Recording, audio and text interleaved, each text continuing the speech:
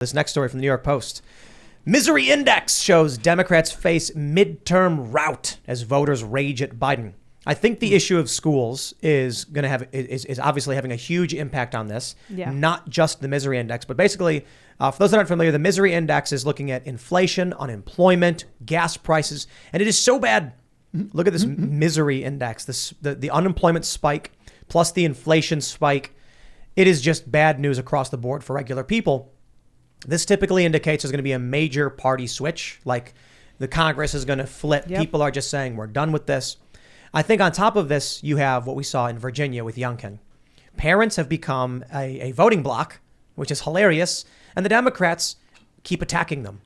The end result is going to be, well, it's hopeful. Based on all of the data we've seen, Democrats are going to get purged from Congress and the Senate. Yep. Joe Biden's still in the presidency, so it's not like there's going to be a lot of movement. And then if the Republicans can make their argument properly, 2024 comes around, you get a Republican president, and then all of this stuff gets shoved through. Donald Trump, one of the big reasons that I said, it was August 2020, I was going to be voting for him, was because school choice was on his second term agenda. And what I was saying to people is, you've got pushback on the critical race theory in government contracting. We can't have that. But school choice makes the most sense. There's no argument against it. It should be a left-wing position. Yep. So I'm previously mentioning calling school choice universal school access, because the idea is families can choose where to send their kids. They will get a confirmed. Right now, a poor family can't go to a private school, but with the school choice program, basically they can now. That's. But that's not what they want. Right. They want you in these propaganda indoctrination centers where they can control what you learn as a student, and they can just crush the joy out of learning. Absolutely. The crazy thing, though, is school choice it should be a left-wing position. Mm-hmm. It should be. I mean, if you poll the constituents on the ground, polling consistently shows supermajority support. For example, the latest Real Clear Opinion research polling from 2022 finding that 72% of Americans support school choice, following the child to public and private schools that work best for your kid. But there was also supermajority support among Republicans, Democrats, and independents. It only comes to the elected officials in the state houses where you see Republicans being much more likely to vote to support school choice than Democrats, and that's all because of the political power dynamics of the teachers' unions. We were speaking a little bit earlier that Randy Weingarten's union, who had this poll backfire on them, showing Republicans up on education. But the American Federation of Teachers, the second largest teachers union in the U.S., in 2022, 99.997% of their campaign contributions have gone to Democrats. So the Democrats are in a catch-22 situation right now, and this is why this is such a good opportunity, a golden opportunity for the GOP to become the parents' party, because if they talk about education, the Democrats are going to have to respond in one way or the other. If they come out against parental rights like we saw with Terry McAuliffe, well, that's a disaster with the new special interest group, which is parents. But if they come out for parental rights, well, then Randy Weingarten and the unions are going to get mad. I want to, Ian, do you mind talking about what you were mentioning before the show with your family? Yeah, which one exactly? About watching the show? Mm-hmm. You're cool talking about it? Yeah, 100%. Yeah, so before the show, Ian was mentioning that you were talking to your parents about Biden's brain. Yeah. Last time I went to Ohio, about a month ago, we were talking about Biden, and I was like, it changes from time to time, but I was like, he's losing his mind, and my mom's like, I mean, he's not that bad, or he's fine. And I was just like in shock, but I left. I didn't, I'm not getting emotional about this stuff. So I went back a couple days ago, and she was like, the problem with Biden is he's losing his mind. She's like, yeah, he is. And the media's talking about it now. And that's probably why she started acknowledging it was happening. As soon as you see Jimmy Kimmel talk about it and everyone laughs, then it's okay to acknowledge it. This was a really great example. I was like, I was saying to Ian, I was like, tell them that we on this show have been showing examples of this for years. The true and honest shot of pressure. And so they need to look. It's not about watching this show. It's about watching shows in this area where maybe it's because we're younger and more attuned to what's going on. We see these things. We know what's happening. But when they sit and they watch corporate press, they're not realizing it. They're way far behind everyone else. The reason I bring this up is this is why Democrats retain power, because regular people aren't. I shouldn't say regular people, but the older generation is not getting real information. Right. They are getting fake news from the corporate propagandists. I mean, weren't they saying that people who were questioning Biden's cognitive abilities were making fun of like a stuttering Yeah. issue that he had. Yes. Wasn't that That That was was one of a their thing. first defense tactics. I've never seen someone with a stuttering problem put a medal on someone's neck backwards and walk off stage the wrong direction. That's not stuttering. Well, to be fair, it is a common symptom of stuttering when you reach out to shake invisible hands, Oh. when you say words that aren't real. Everybody knows when you have a stutter, you don't just stutter, you also make words up. Like Batacaf Care and Next Nalrescent and Trinidad Shabbat Pressure. You accidentally put your son on boards of oil companies. Yes. And you The most can- common And read symptom. off the end of quote. Getting too close to small children. You know. The doctor's Sniffing. like, Oh yeah, we talked about that a lot too. Is the way he handles kids on stage, the way that he smells. And He's people not women. and actually stuff. sniffing the hair. It's just And It's women. just so disturbing. Another symptom Oh yeah, of stuttering. Tara Reid. I brought up Tara Reid. We talked about that for a while. I mean, the Biden Tara Reid allegation against Biden is damning. I'm just imagining there's like a little boy and he's stuttering. And the doctor's like, we couldn't help but you have all of the symptoms of a stutter.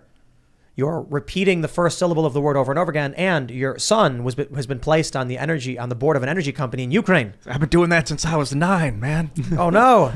Most common symptom. You know, I'm going to push back on school choice a little bit because You're wrong. You're I'm wrong. absolutely You're obsessed wrong. because I love it, but I Let's need do to it. know. I need Yeah. to steel man this thing. Let's do it. go. So, what happens when a bunch of people like decide to keep the money? They're like, okay, I'm gonna homeschool my kid. The mom decides I'm gonna keep the $8,000 a year, but then she just doesn't teach the kid.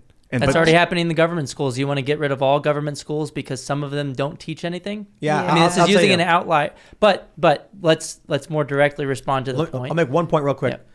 When I went to school, I had teachers who didn't teach us anything, and it was punishment. It was prison. So it's ungovernable. Do you think it's ungovernable? No, we have just like a health savings account where you can only use the funding for health services. It's an education Or like an savings EBT account. card for Yep. for education? So you can't go and buy, big screen TVs. If you do, you'll be in trouble for fraud. Even if you did, I think that'd be a better use of the funds than throwing them to an endless money pit into the government school system. Hiring I- more I- guidance counselors. I got to tell you, I think many kids would be better off not in these schools Yeah. and not being educated at all. Yep. Because some of these schools are doing worse than nothing. Oh yeah. So the other question is, what do you do in the situation where the surrounding schools all send their kids to the middle, this one really good school, and then they all lose money and start to go out of business or have to fire teachers, and you've got these like derelict schools that are half. I mean, that's the argument that I just want to jump in. Like, imagine there was a bakery that sold turd rolls and nobody wanted them, but the government was forcing by taking your tax money and then funding the turd roll bakery. And then one day someone comes along and says people should get a choice on what they eat for breakfast and they shouldn't have to send their kids to the turd roll bakery. If the turd roll bakery collapses and all the bakers get fired, I'm sorry, dude, people just don't want to eat crap. Yeah. So the problem is, it's not a good argument to trap the kids in there. like, the thing about a business is that they can fail when they do bad. The bad thing about business is that they can become exploitative when they grow large and cumbersome, like, Starbucks, for instance. When they start shoving out, or I shouldn't single them out. Any major fast food can shove out local mom and pop shops. There's a problem when they grow too large. But we can address the problem of monopolies. We also need to address the problem of unfallible government institution, perceivably. Like, well, the school, if it's not doing well, give it more money. It's like, no. And you got to recognize that there is no utopian school solution because human beings are imperfect, fallible creatures. So we can't make any system perfect, but we can remove government monopolies and government incentives for corruption and coercive school policies. What do you think about curriculum? And one more on that point. The reality is school choice is a rising tide that lifts all boats. Competition leads to improvements in every sector of society, including in K-12 education. And there are 28 studies that exist on the topic. 25 of the 28 studies find statistically significant positive effects of private school choice competition on the outcomes in the public schools. So they up their game in response to competition like you see everywhere else. And at the end of the day, if the people who make this argument this is going to destroy the public schools, they don't have much confidence in the public schools. That's not a good argument to trap kids in there. It's a good argument to let them leave. Yeah. Destroy away, please. Yeah, like, let the bad businesses fail. Are they considered businesses, schools? I mean, they are with higher education. They are with pre-K. Why isn't any different for K-12 education? We have a market for schools already. The private sector already exists in K-12 education. It's not just that. When people are looking to buy houses, they check the school districts specifically because Yes. they're shopping around for good school districts. And you will find areas with bad schools, people bet, well, we shouldn't move there because of their schools. So that kind of thing already exists. The issue is, my view of school choice is like, you've got a poor family living in this area and the school kind of sucks. They can't afford to move. They can't afford to jump to a wealthy area, but they can say, we can take this universal school access and send our kid to a better school and give them a better life. And you can save taxpayer money at the same time. They spend $15,000, $16,000 in the government schools. You can structure the program to be $10,000 per kid or $12,000 per kid, so you can have a taxpayer savings. You could even give some of that money back to the public schools. They end up with higher per pupil funding, and you can create a win-win situation. Oh, interesting. So you could give a small percentage to schools where there are no kids going just to keep. That's a really good idea, actually. See? There we go. Thanks for checking out this segment from the Timcast IRL podcast. But if you want to check out the full show live, tune in Monday through Friday at 8 p.m. And if you want more special access content, head over to timcast.com and become a member. Your membership helps sustain this company, keep our journalists employed, makes this show happen, and you will get access to exclusive members-only segments of the Timcast IRL podcast, and there's a massive library to check out. So again, go to timcast.com or tune in Monday through Friday at 8 p.m., and we'll see you all there.